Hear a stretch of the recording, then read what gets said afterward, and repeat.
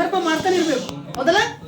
ನಾವು ನಿರಂತರವಾಗಿ ಸಮಯ ಸಿಕ್ಕಾಗ ಧರ್ಮದ ಪಾಲನೆ, ಶೀಲದ ಪಾಲನೆ, ಧ್ಯಾನದ ಅಭ್ಯಾಸ, ನಿರಂತರವಾಗಿ ಜ್ಞಾನವನ್ನು ಸಂಪಾದನೆ ಮಾಡುತ್ತಾ ದಾನವನ್ನು ನೀಡುತ್ತಾ ನಮ್ಮ ಬಂಧನವನ್ನು ನಾವೇ ಕಳೆದುಕೊಳ್ಬೇಕು.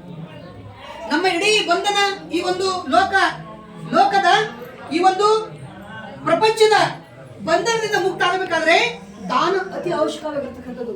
ಯಾವುದೇ ದಾನ ಆಗಿರ್ಬೋದು, ಕೇವಲ ಆರ್ಥಿಕ ದಾನ ಅಂತ ಇಲ್ಲ, ಯಾವುದೇ ದಾನ ನಿರಂತರವಾಗಿ ನಾವು ಸಮಯಕ್ಕೆ ದಾನ ಮಾಡ್ತಾ ಇರಬೇಕು.